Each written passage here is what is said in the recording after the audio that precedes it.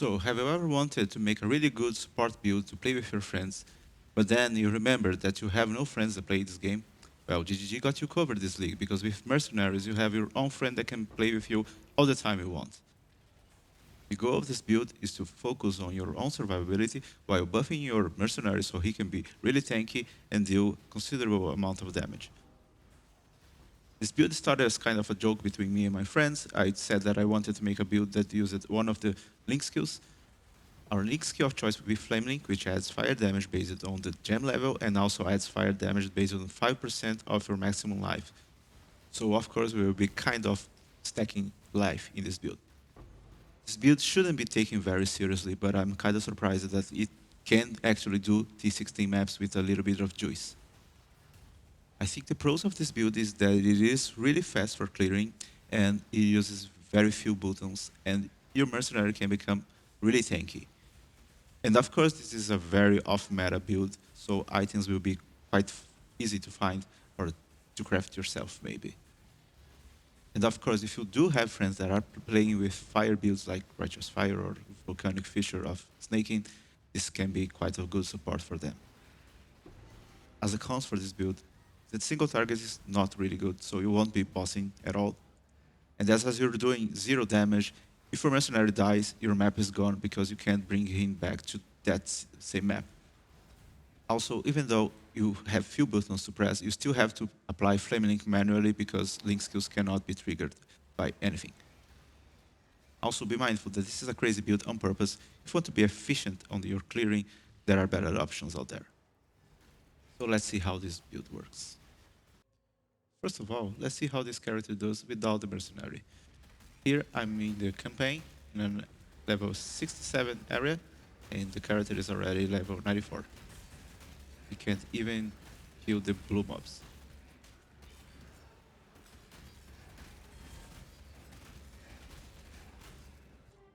First of all, our Ascendancy. I chose Necro because she can buff our allies even if we don't use any minion at all, but I think we could also use Guardian or even Scion.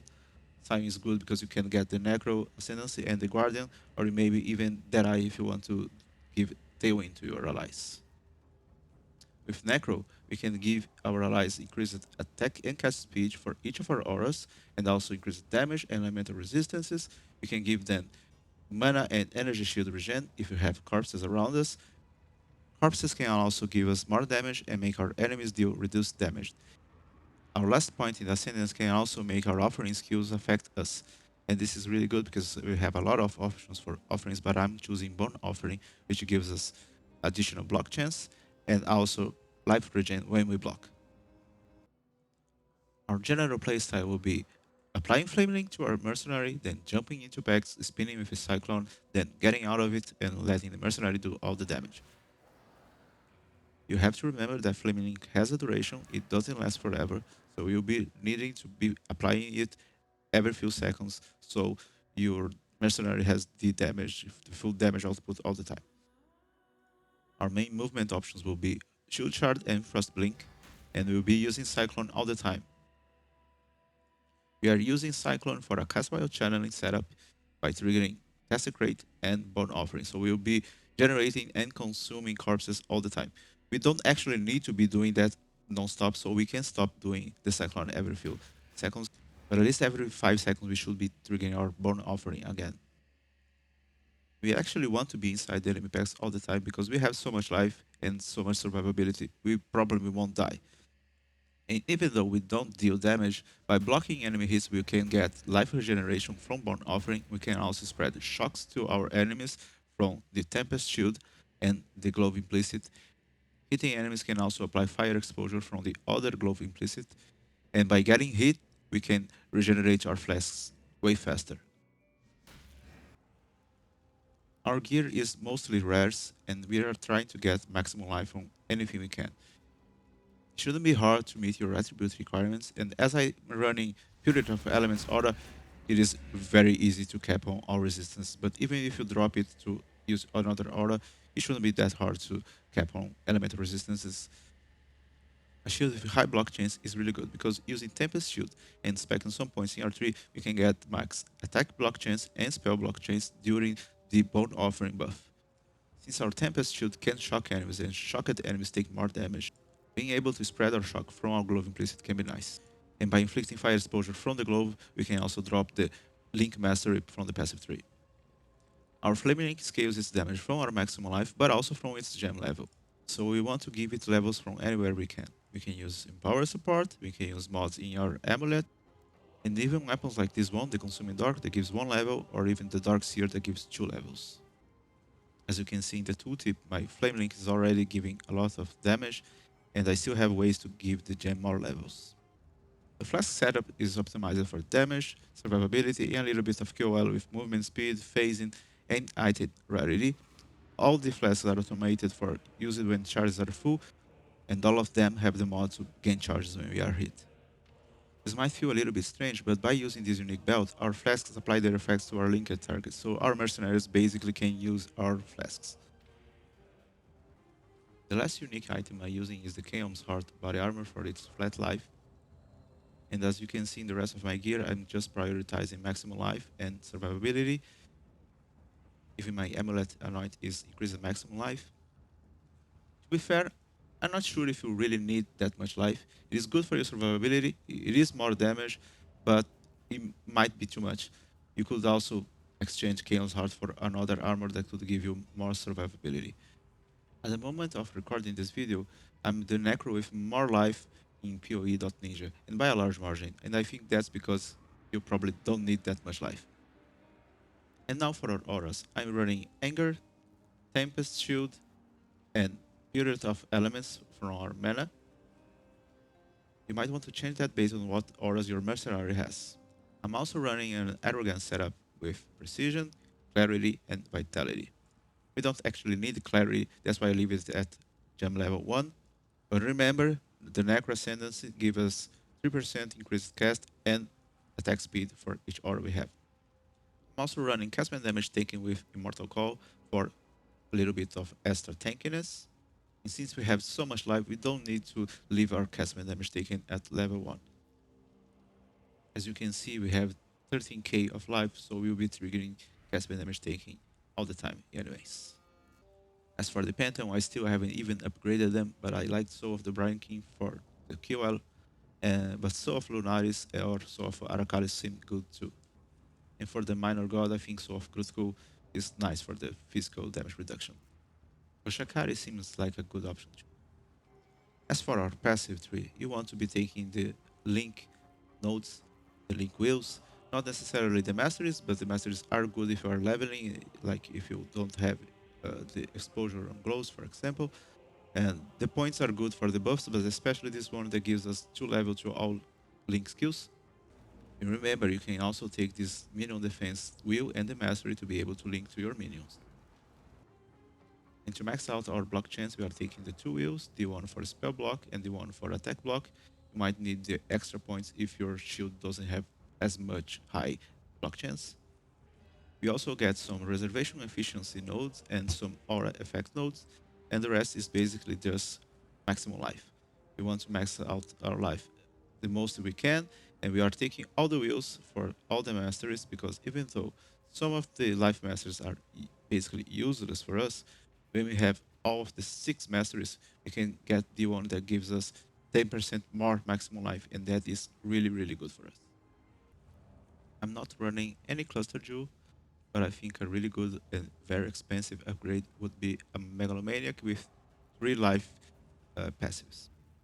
And to improve our survivability and quality of life, I'm using this tattoo that gives us reduced effect of curses. Combined to some of my jewels, I can get up to 100% reduced effect. Our jewels are just helping us with maximum life, corrupted blood, reduced effect of curses, some chaos resistance. And in the future, I want to exchange 2 of those for Forbidden Flesh and Forbidden Flame to be able to allocate the Mastermind of Discord from the Elementalist Ascendancy. With that passive, our exposure reduces the enemy's resistance by an additional 25%. Now let's talk about your Mercenary. I think most of them can be really good for this build as long as they can deal elemental damage. So you have to be aware of Brutality support on some skills, and the Chaos damage guys, they really can't scale your damage very well. But as long as they can deal elemental damage and scale it through the items, it's all good. But for my build, I chose the Not just here to Kineticist. stare, I hope. I really like how fast she clears the maps. As you may know, not every character from the same class uses the same skills or have the same stats. I like this one in particular because she has the haste aura and she also uses kinetic blast but not kinetic bolt. As you may know, kinetic blast is an attack but it does scale with spell damage, so we can use that on our end. We also want to gear to have increased fire damage, increased elemental damage with attacks, flat damage, and even increased critical chance and critical multiplier. We don't really need to bother with life, resistances, armor, evasion, anything like that because the character is getting so buffed by our character. So we can even add increased item rarity since she is the one that is doing the killing, so her magic find is the one that counts for the drops. The shield mod with gain endurance, frenzy, or power charge when you block is really good for her because she's basically getting more attack speed and critical chance from it. And again, one rage on attack hit from the glove implicit is also increased attack speed for the character. The increased damage during flask effect is also an easy mod you can put on her gloves.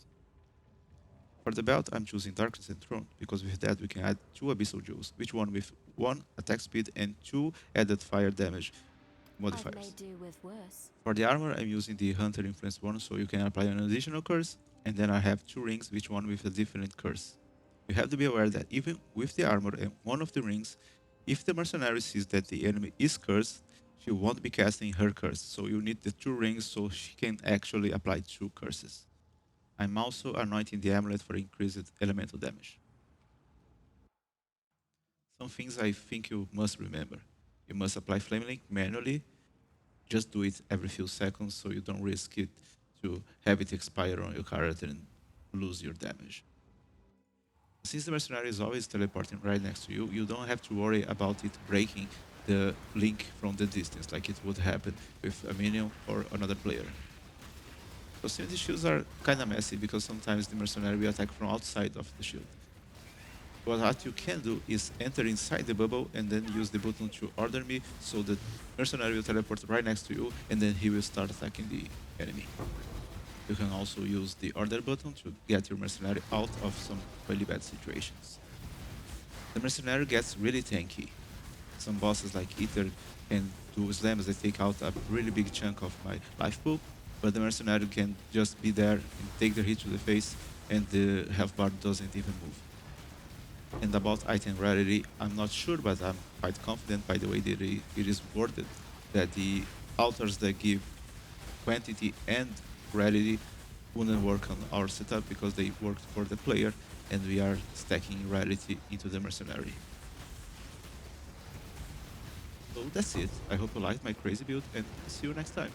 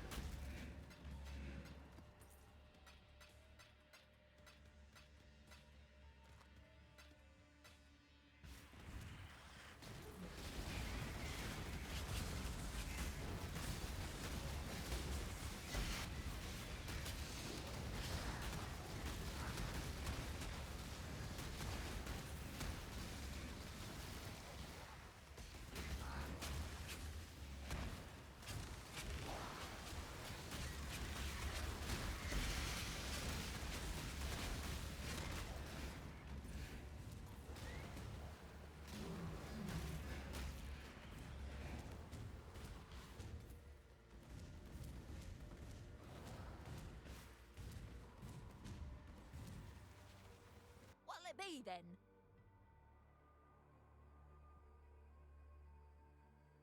Try not to scream too much. Don't bother dodging. Guardian strike true. Wrath and code, innit? Loser pays up.